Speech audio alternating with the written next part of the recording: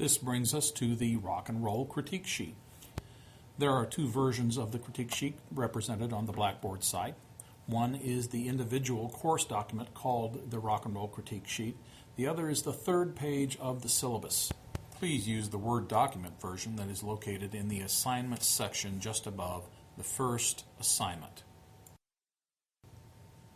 The first element on the rock and roll critique sheet is the title of the tune. This, of course, is the name of the song that you are critiquing. Number two is the performer. That is the artist's name. Do not name each of the performers within a group, but only the name of the group. Number three is the era. You can see that there are about 30 eras that are listed here. You are to check one era only on this particular question. Number four, the instrumentation. This is done by section. There is a rhythm section. There are vocals, brass, strings, odd instruments. You will check any that apply to the particular tune that you are listening to on the critique sheet. Number five is melodic texture. There are three textures listed here. These have to do with the melodies. What kind of melodies and how many are represented? First of all, the word monophonic, which is a Latin term, mono meaning one, phonic meaning sounds, is a melody that is performed absolutely by itself with no other harmonic or rhythmic accompaniment of any type. It's simply like whistling a tune in the shower. Homophonic is a word that represents most of what we hear in pop music, which is a melody with some sort of an accompaniment. It can be a singer singing with only drums, or only guitar, or only bass, or it can be a guitar player playing with the rest of the band. Polyphonic, on the other hand, is many melodies at the same time. Poly meaning many. This is two or more melodies being performed simultaneously, equally present and competing for the listener's attention. This is the most complex type of texture. What we are going to hear about 99% of the time on the tunes that we listen to is homophonic, although either or both of the other textures can also be present. Harmonic. Chord texture. Is it complex or simple? Most of the time, 95% of the time, is going to be simple in rock and roll. Chord progression. Many or few. 95% of the time, it's going to be few. Instrumental tone color. What electronics are used in this recording? One of the simplest types of electronic modulation that goes on in most recordings is reverb. This is something that's been present in recordings since the 1940s and is most common. This is simply the slapback or the echo type of effect that most recordings have to make them sound very produced. You can also have distortion on the guitar typically. Phasing, stereo panning can be used, going from one side of the listening pan to the other. Form or structure is number 9. There are only 4 forms that we'll be using this semester. With any of these forms, you will be counting the beats in each grouping of beats. Typically, there will be 4 beats in each measure. So you will simply count along with the music, 1, 2, 3, 4, 2, 2, 3, 4, 3, 2, 3, 4. You will take that on until you hear the end of a section. That will usually be signified by a slowing of the rhythm or a harmonic progression that resolves itself to an end. The 12-bar blues is a 12-bar section of music. You count to 4 12 times, and it sounds like there's the end of a section. 12-bar blues usually sounds like 3 4-bar subsections, but you will hear section after section of 12-bar blues that will complete an entire tune. The second most popular form after the 12-bar blues is the verse-refrain. In fact, the verse-refrain has been the most popular form since 1964. The verse-refrain, as it refers, is 2 alternating sections of a verse and a refrain. Now, the word refrain, it should be understood, is not to be confused with the word chorus, which quite often is used even by professional musicians as the refrain. The verse and the refrain can be of any number of bars. Typically, the refrain is the hook or the catchiest part of the music, both from a word standpoint and from a melodic standpoint. The words of the refrain are typically the same for each alternating refrain, and they usually revolve around the use of the title of the song several times. The verse, on the other hand, usually tells the story of the song, and the words of each succeeding verse are usually different. The 12-bar blues was the most popular form prior to 1964, the verse-refrain the most popular form after 1964. The third form that we have listed is the strophic form. The strophic form, like the blues, is a one-section form where that one section is repeated time and time and time again. However, the strophic form is anything but 12 bars. The strophic form is very much like the stanza form of poetry, with several different sections of different words being set to a single rhythm. The final most common form of rock and roll is the song form, which is grandfathered over from previous styles of music. The song form is a four-section form, usually schematically outlined as A, B, A, where all of the A sections are precisely the same music, perhaps with different words. The third section of the piece, the B, is called the bridge, the release, or the channel, and is typically different music from the other three sections. The next set of three questions, 10, 11, and 12, have to do with the lyrics of the song, the meaning of the words. First is the type of song, love, protest, narrative, or blues. 90% of the tunes in the history of the world are love songs having to do with some sort of relationship. It could be a hate relationship. It doesn't have to be a loving one. I'm So Vain, you probably think this song is about me, is still a love song. The second song is the protest song. Now, the protest song was originally a message song having to do with something other than love, of course, usually having something to do with political, social ideas.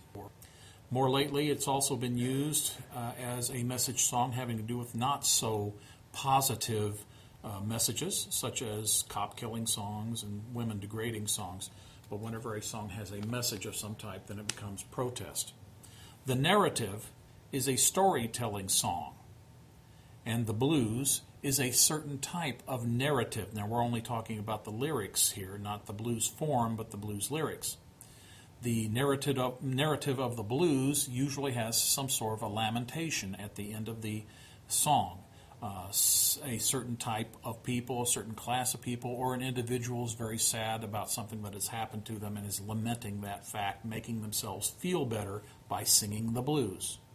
Typically, you have the narrative, which is the storytelling song, such as, my wife got up and left me, my dog got down and died, now I'm out with the boys at the bar having a good old time looking at the women and drinking beer. Then there is the blues narrative, which is, my wife got up and left me, my dog got down and died, now boy do I feel so bad. You hear that there is a lamentation at the end of the verse. Moving on to number 11, you can see that now there is the main metaphor for the lyrics, which usually consists of the title of the tune. That's usually used in the what we call the refrain of the tune if we're in a verse-refrain form. The metaphor is usually a term that's used to represent another idea or to represent in an artistic form another idea. For example, in a song like Lionel Richie's All Night Long, what does the term all night long really refer to? Are we going to dance all night long? Are we going to sing all night long? We're going to have coffee and play cribbage all night long. We're going to have sex all night long. Whatever you believe that metaphor stands for becomes the illusion that is the answer for the next question. If the metaphor is not in the title of the tune, such as it might not be in the tune by the Temptations called My Girl, then it would probably exist in the refrain section of the verse-refrain song. The main metaphor, though, would be the actual representation of the title of the tune or whatever that particular metaphor might. On the other hand, the allusion refers to the metaphor. What does it really mean? So you would write in your own words what you feel that the metaphor for the tune really means. Number 13, the meter, has to do with how many beats there are in each grouping of beats in the music. You could use your fingers to count. Typically, it will be 4, 3, perhaps other, but in most rock and roll, since it's a simple music meant for dancing purposes, it's probably going to be in 4 most often, possibly 3. So you would simply count over and over up to 4 if indeed the music sounded like it had that meter representation. The tempo then would be your estimation of how fast the music is actually moving. You can check any one of these selections. In the instrumental solos, basically you're just checking the particular instrument that takes over the melody when the vocalist is not singing. Number 16, this is a shout or croon tune. The tune is a shout tune. Much rock and roll is shout, but the shout tune is when the tune is at a medium tempo or faster. It becomes a croon only if the slower tune is being sung in what we would consider a soulful, rhythm and blues oriented or blues oriented black vocal style. If it's being sung slowly in a white pop oriented way, then it becomes a croon tune. Number 17, call and response. This is a device that's been used in a lot of music, particularly the blues, but in a lot of other ways over the years. Call and response consists of a phrase being sung perhaps by the lead singer or by a lead instrument, and that is responded to by background singers or background instruments in another phrase. So once again, you have a trading back and forth of the musical phrases. Number 18, there are breaks in this tune, true or false. Now, a break is a situation where the band is playing along with perhaps a vocalist singing the melody over the top of the band, and the band suddenly stops, leaving the vocal soloist or perhaps an instrumental soloist by themselves for a few beats usually. When you have a series of breaks, one after another, perhaps separated by band hits, that becomes a stop time, which is the answer for number 23. Is there an ostinato? That is a repeated melodic background figure that's used in the tune. Quite often tunes will start, usually in their introduction, with a little piece of melody called a motive or a riff. That riff is repeated over and over and over again and continues to be a part of the background even when the main melody of the tune starts. So if you have a tune like My Girl by The Temptations, at the beginning of the tune there is a guitar riff that basically sounds like this. Bum, bum, ba-dum, ba-dum, bum, bum, ba-dum, ba-dum. Now that riff continues underneath the main melody of the tune, but by itself it still makes that tune recognizable as My Girl by The Temptations. There are other tunes that, of course, use the same effect. We then have rhythmic feel, shuffle, straight rock, Latin, or funk. Shuffle is the early rock and roll or rhythm and blues interpretation of what was swing from the jazz swing era. Basically, you have a drummer who is setting up each beat with a beat and the end of the beat. Ting, ting, ting, ting, ting, ting, ting, ting, ting. So he's dividing the beat into two parts. In swing, it was ting, ting, ting, ting, ting, ting, ting, or 1, 2, and 3, 4, and 1. In shuffle, you divide up all four beats, 1 and 2 and 3 and 4 and. Now, when we go to straight rock, you straighten out the beat so that it isn't that swing-oriented beat, and it becomes ting, ting, ting, ting, ting, ting, ting, ting, dividing the beat exactly in half for a straight rock feel. The Latin and funk will be developments of straight rock, but they will be later on in the course. We also have changes in any of the following, which might be meter, tempo, form, or dynamics. The changes we're looking for would be distinct changes from one form to another, from one meter to another, from one tempo distinctly to another tempo, or dynamic to another dynamic. This does not happen in rock and roll that often because it is a popular music, and most popular music with its dance origins essentially stays very simple for Joe Q public to be able to understand what's going on. Number 24 has to do with the vocal effects that are being used in the music. There might be vibrato, which is the difference between usually crooning and shouting styles. Vibrato being used in the crooning style. It's a wavering of the pitch that warms up the music to some extent. Glottal stops are simply using the glottis to stop the air, creating a two-syllable word out of one syllable, much as Elvis Presley might have done. In fact, he's the guy who's usually credited with creating the glottal stop. I love you. So I've taken the word you and divided it into two different syllables by stopping the word in the middle.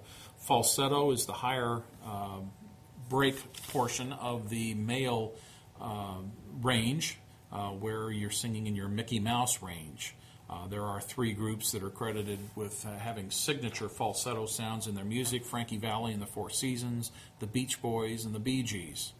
Scat singing is when a vocalist runs out of words to sing, or the lyrics, and wants to continue singing using nonsense syllables. They can continue singing a melody that way. Number 25 is other comments. You should have 2 or 3 additional comments that further technically explain the music that haven't been mentioned above in the other criteria elements.